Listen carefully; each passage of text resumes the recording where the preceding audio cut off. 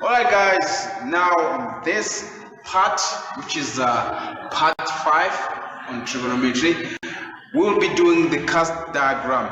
I hope and wish that you actually pay more attention on this diagram, because this diagram here is actually the basics of trigonometry. If you understand this diagram, you'll be able to solve lots and lots of problems when it comes to trigonometry. Now, the cast diagram, it's based on the Cartesian plane. We're going to do it on the Cartesian plane. You need to know the Cartesian plane. You need to know the quadrant. You also need to know the protractor or the compass. Let's just say the compass, how the angle are situated on the compass.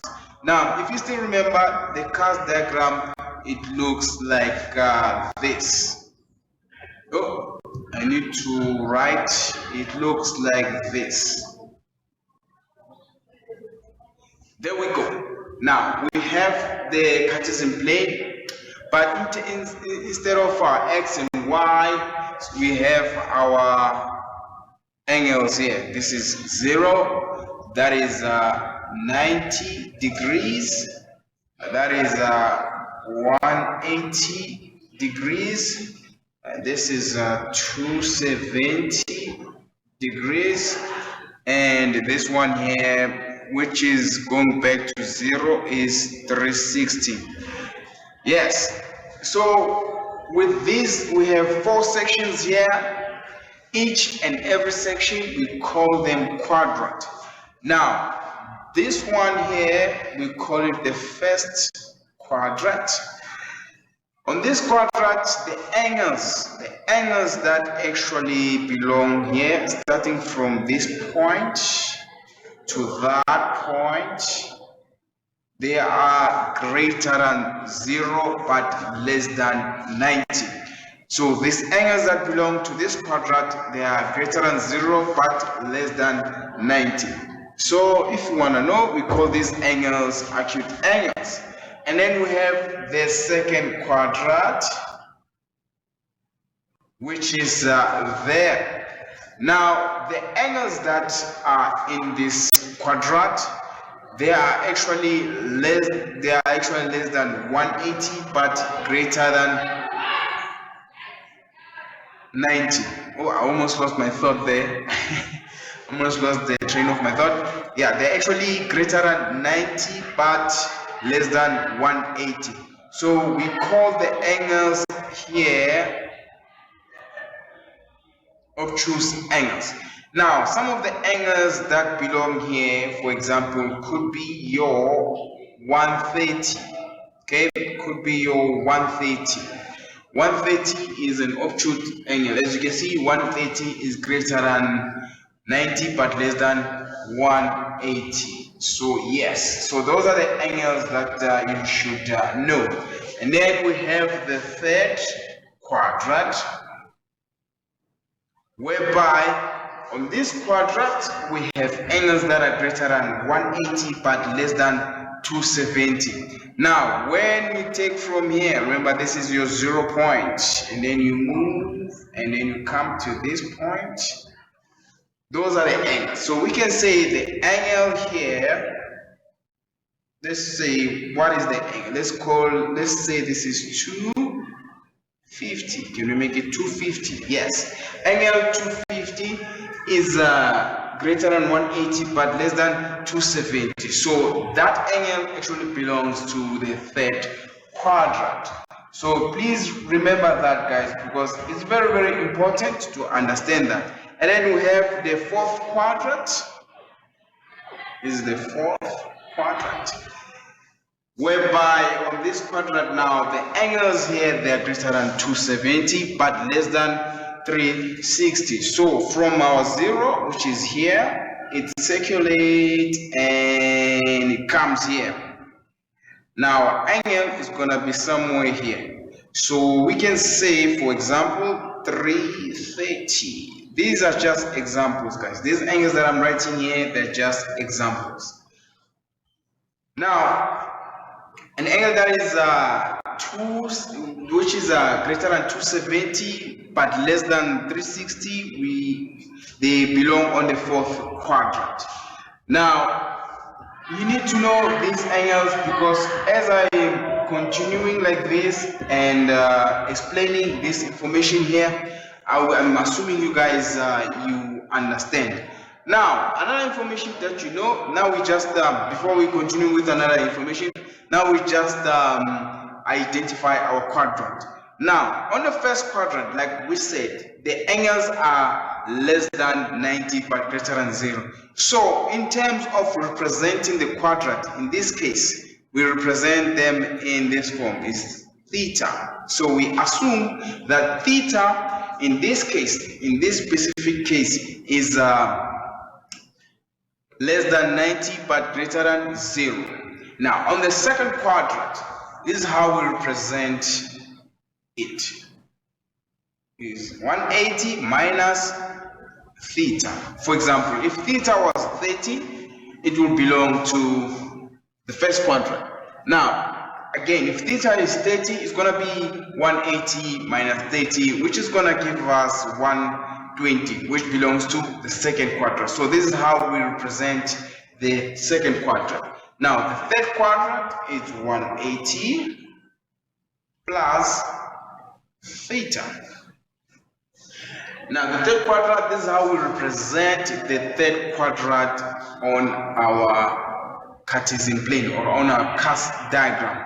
Now, let's go to the fourth quadrant. The fourth quadrant, it's represented with 360 minus theta. Now, the fourth quadrant, this is how we represent it as well. It's going to be 360 minus theta. So guys, you must be able to know how to represent each and every quadrant. If you see theta, that will mean is the first quadrant. If you see 180 minus theta, it means it's the second quadrant. If you see 180 plus theta, it means it's the third quadrant. And then if you see 360 minus theta, that means it's a fourth quadrant. As for now, this is where we stop for your syllabus, but you can continue and say 360 plus theta, which is going to be the first quadrant, and so on and so on and so on. Now, on the first quadrant, we say all. The reason why we say all, remember we have these trigonometric functions. Let me just write them down. We have sine, theta, and its reciprocal. Let's say the reciprocal in this case is cosec theta. And we have cos theta and its reciprocal, which is sec theta. And we have tan theta and its reciprocal, which is cot theta. Now, when we say all, basically what we mean is whatever the angle that belongs here, if we decide to substitute it in this trigonometric functions, we're going to find, or we're going to have a positive answer. An example could be an angle that belongs on the first quadrant, which is less than 90 but greater than 0. We can say 30. Now, if we can say sine 30, you will get a positive answer. What matters here is the sign.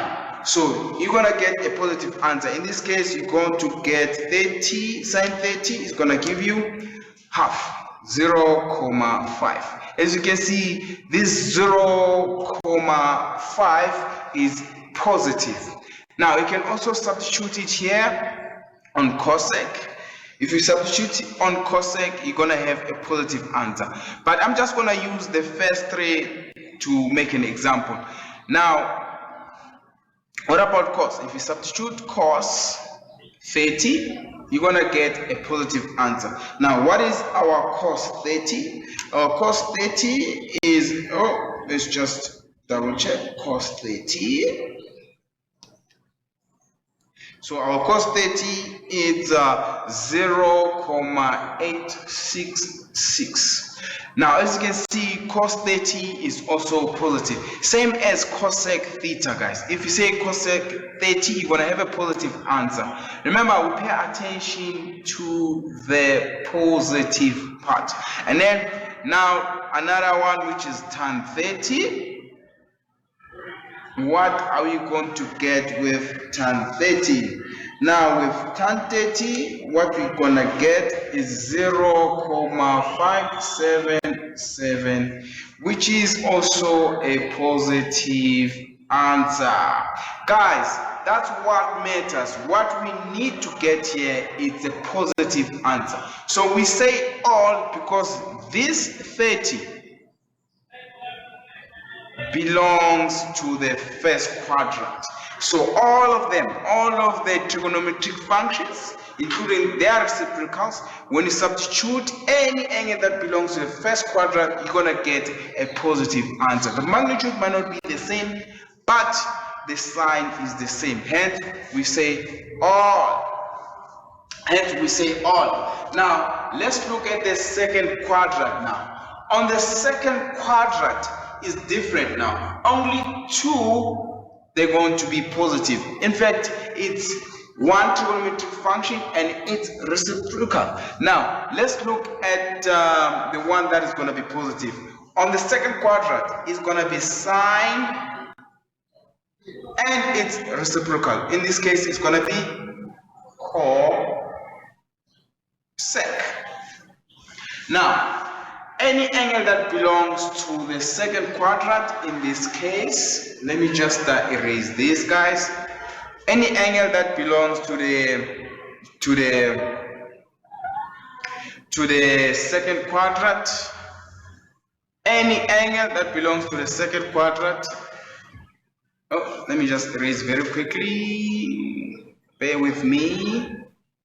Any angle that belongs to the second quadrant, if we substitute it within these trigonometric functions, we're going to get a positive answer. Only these two. So any angle that belongs to the second quadrant, when you substitute to these two, we're gonna have a positive answer. Here's what I am talking about.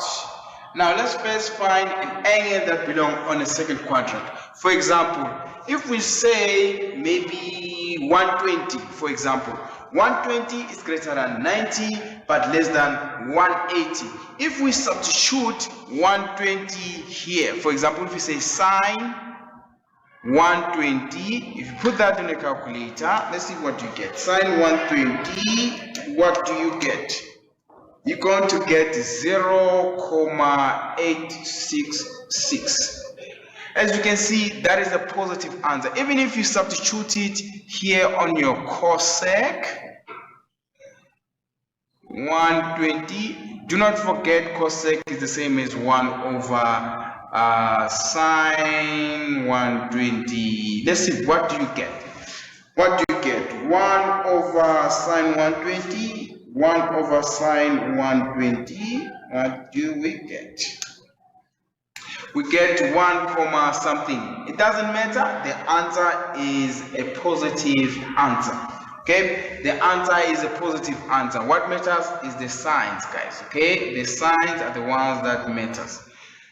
But if we do the very same thing on the other remaining quadratic functions, like your cosec, like your cos, sec, tan, and cot, if we substitute 120, the angle that belongs on the second quadrant, we won't get a positive answer. Let's make an example with cos. Now, if you say cos 120, I guarantee you guys you won't get a positive answer. Let's see. What do we get? We do get an answer, but it's going to be negative 0.5. As you can see, guys, the negative, it means that cos on the second quadrant, it is not positive. Same goes with its reciprocal. If you say cosec 120, you're going to have a negative answer. So I'm not going to do that one. Please do it. If you want to do it, to check it, you can say 1 over cos 120. You're still going to get a negative answer. So let's go to tan. Now, if you go to tan, if you say tan 120 is still gonna have a negative answer. Let's see, tan 120, what is our answer? It's gonna be negative square root 3. Can you guys see? Now, if you say tan 120, you're gonna have negative square root 3. As you can see, people, tan, cos on the second quadrant, they are negative. Only side that is positive. You wanna check as well cot, you can say 1 over tan 120, you're gonna have a negative answer. So this tells you guys, that on the second quadrant, only sine and its reciprocal that are positive. Hence we wrote sine and cosec.